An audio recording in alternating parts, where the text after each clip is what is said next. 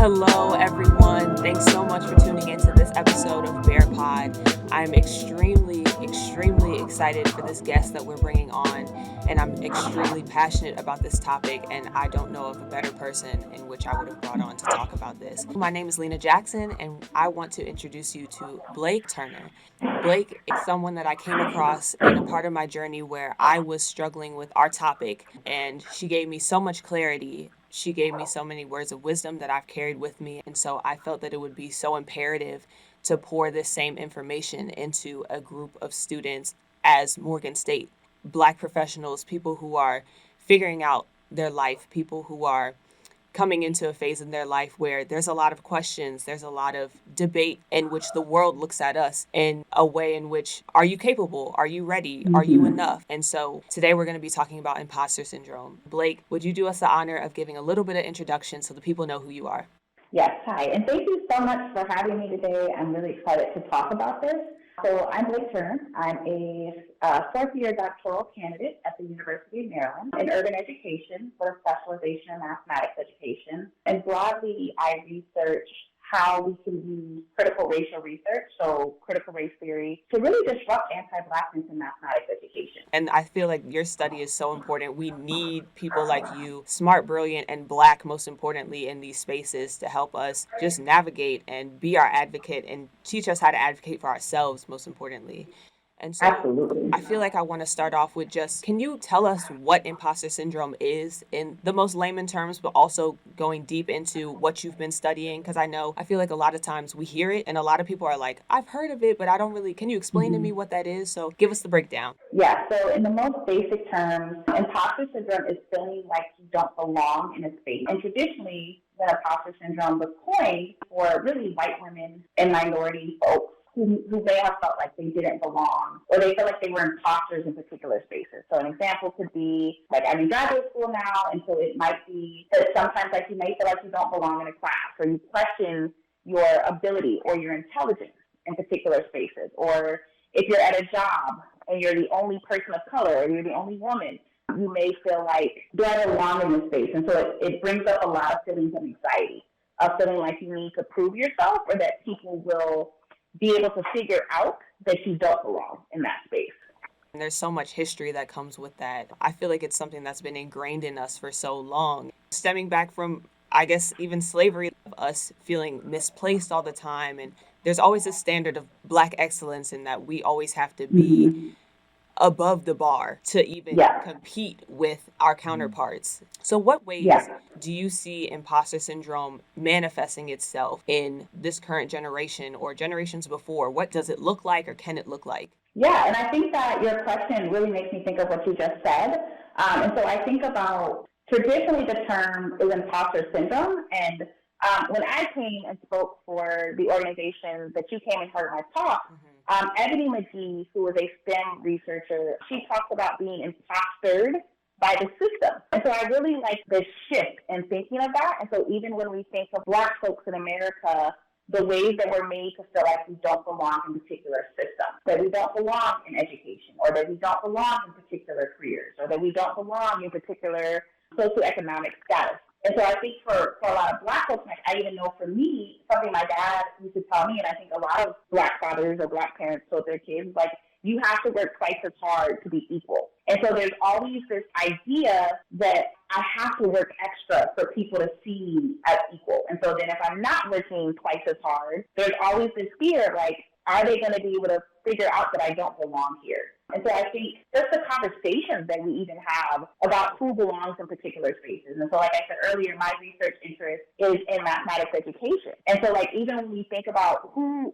gets to be a mathematician, or who gets to be part of the mathematical community, and sometimes those messages are conveyed through pictures. And so like when you see the picture of a traditional mathematician, it's usually a white man. It could also be in the histories that we tell. And so in mathematics classrooms, a lot of times we talk about the history of math, we talk about it from the perspective of the Greeks. And we don't acknowledge the fact that, like, a lot of our math came from Africa and came from Asia and came from indigenous cultures. And so then if you're constantly getting this message that people that look like you don't belong in this system, implicitly or explicitly, it begins to cause feelings of anxiety that maybe I don't belong here. And so you're constantly being impostered by the system more so than it really being a case that you don't belong in a particular space. Hello again, Blake. Julian right here. I kind of want to talk a little bit about how that who factor you were just talking about. Who deserves to be in these positions and why you deserve to be in these positions. Because I myself, I wear a multitude of different hats. And for me personally, I've done all these different things and all these different things, but it's like the only thing you can always think about at times is what's next, or maybe I don't deserve to be in this position, because you don't know that one little thing that somebody asked you. Can we talk about like that mindset and how that kind of trails back to how you were raised, or really just the Black experience, really just any experience that you have had that even goes back before you were born? Yeah, like so as my question, something I think about is I'm always fearful that someone will be able to point out that maybe I'm not a mathematician, that they'll be able to like find my weak spot. And so like despite the fact that I have a master's in mathematics, that I'm getting my PhD in mathematics education, that I taught high school math for 7 years, I do quantitative research, there's still like this fear sometimes that like if I make a mistake, despite the many hats that I wear, that will be the one bit of evidence that someone needs to show that I don't belong in the mathematical community. And so even when I think about, so in sixth grade, my teacher, so we had junior high. So in sixth grade, you go on to seventh grade junior high. And the teacher got to recommend which students would be recommended for honors. And he announced it to the whole class, which students he was recommending for honors. And despite having straight A's that year and scoring the 90th percentile on the standardized test, I wasn't recommended. And so that has really carried with me of like, maybe there is something about me that makes me not a mathematician. And so despite like you said, like the many hats that I wear, there's just always this fear of like, someone's going to poke a hole in one of them, which causes like, sometimes it causes me anxiety where like I'll be in meetings and I don't want to, they might ask a mathematics question and I'm afraid to answer because I don't want to get it wrong. And they be like, see, that we just needed that one evening of proof that you don't belong in this space. And I think we can see it even in society and culture, like when we have Black professionals on a national stage and they make one mistake and then they're torn down. And it's like, see, we're taking all their accolades, we're taking everything it doesn't matter what they've done because they made this mistake. This is absolute proof that they didn't belong here. And it just rains the question in my head, like, why do we put all this pressure specifically on Black communities? I feel like certain things in culture, now that we're so ingrained in social media and everything, cancel culture hits us, I feel like, the hardest. Yes, it reminds me, so I do a little bit of research, well, not a little bit. I do a lot of work in Black critical theory. And so one of the tenets of Black critical theory is that anti-Blackness is endemic to the world. And so being Black means that you're always other. You're antagonistic, you're other than human. And so I think that to your point of like, why does it hit the Black community so hard, is I think that in many ways, we're not considered human, and so then we're not offered humanity and grace. And so our mistakes, because we're not considered human, are always so much bigger than if we were.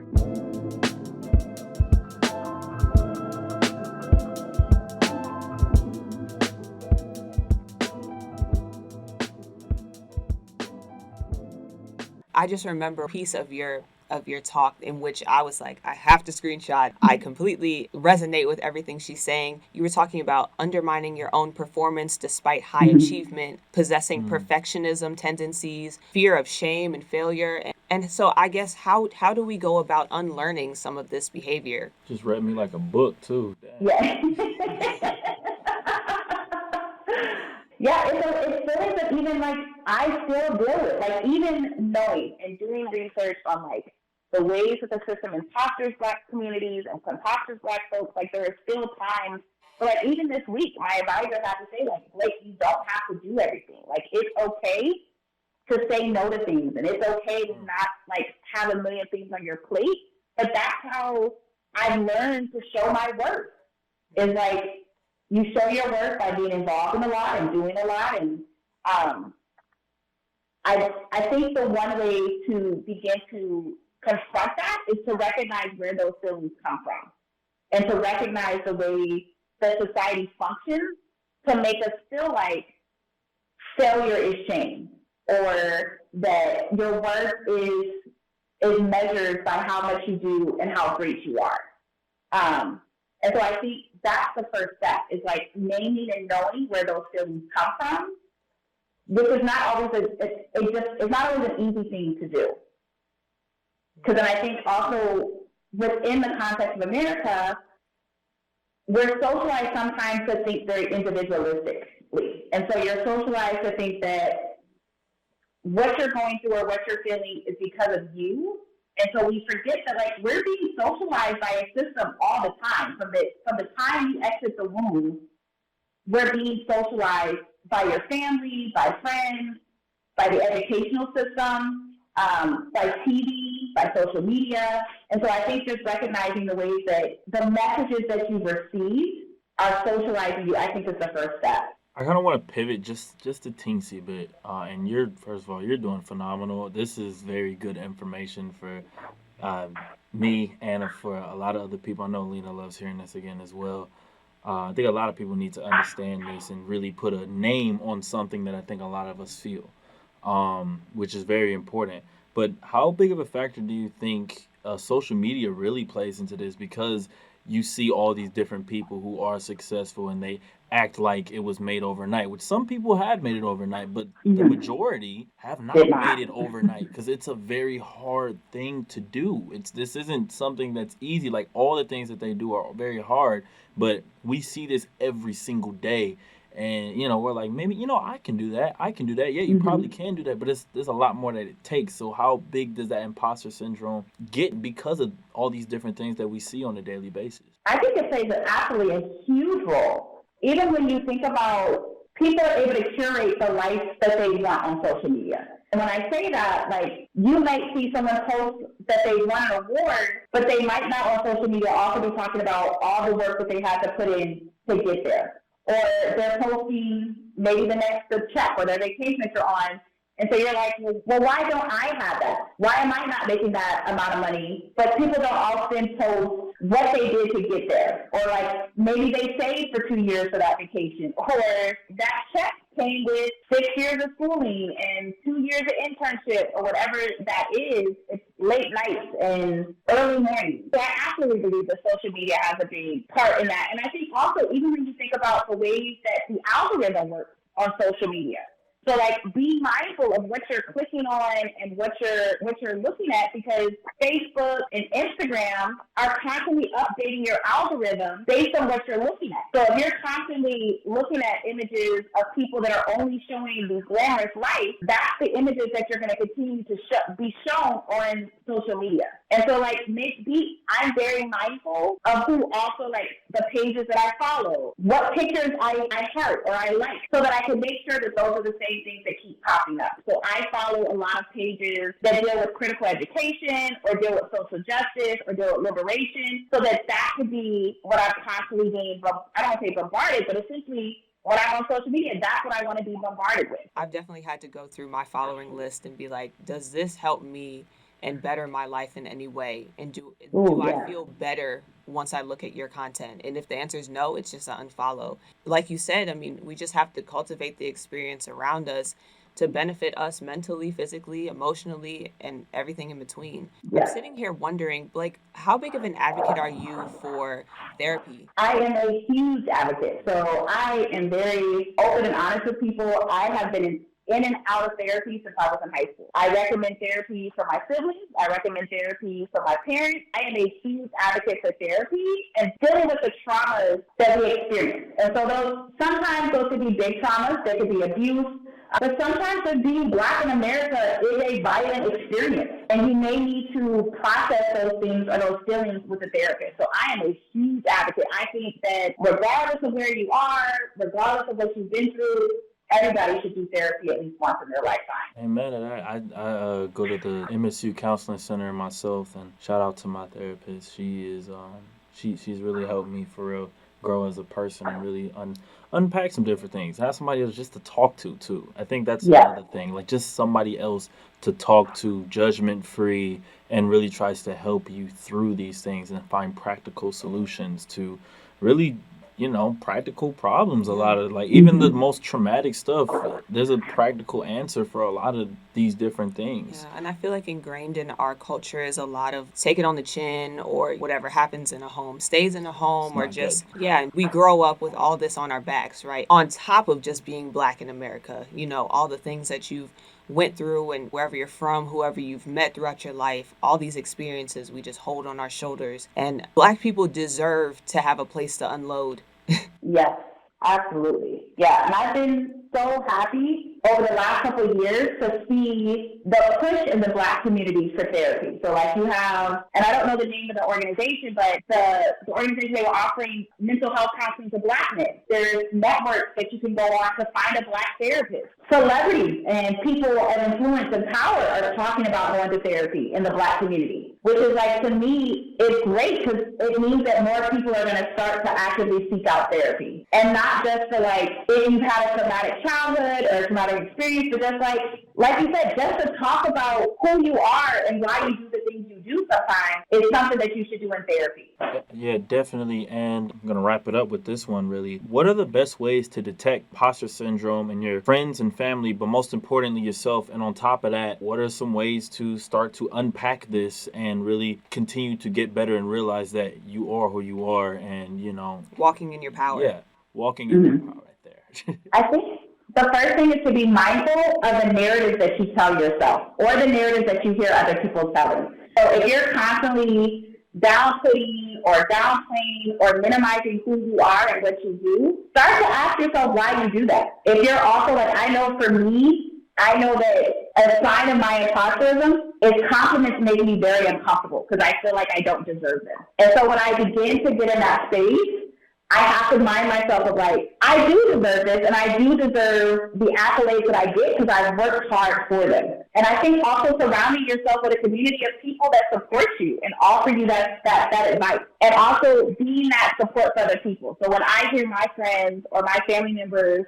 downplaying who they are, or they've done something really great and they're like, oh, but it wasn't that big of a deal, or everybody does that. I'm like, no, like, recognize what you did, and what you did, no one else could do. And I think that's part of walking in your power, is recognizing how amazing you are as a Black person in the world, and constantly reminding yourself and the other people around you of how amazing they are. Black Girl Magic and Black Boy Joy are reminders of us to live in our truth and our power, and to constantly remind each other of that, especially when the outside world tries to tell us something different.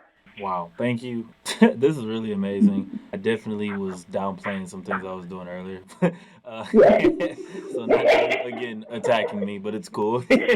I love it. I love to be challenged. I love to improve. And I think a lot of us should love to be challenged and handle that constructive criticism about ourselves mentally so that we can improve and become better people. Because at the end of the day, we all just want to be better and we all should want to be better. So thank you again. My name's Julian Johnson, and I really do appreciate this. We're sending so much love to you, Blake. Thank you so much for hopping on here and just having a little candid conversation with us, and poured so much into this podcast episode specifically, but just I know that the Morgan State community is going to take so much of this information into their professional lives and their everyday lives, and just start implementing and start being the Black kings and queens that we are. Yeah. Thank you so much for allowing me to be here. I love talking to the two of you, so this is great for me as well, and a good reminder to myself. So thank you so much.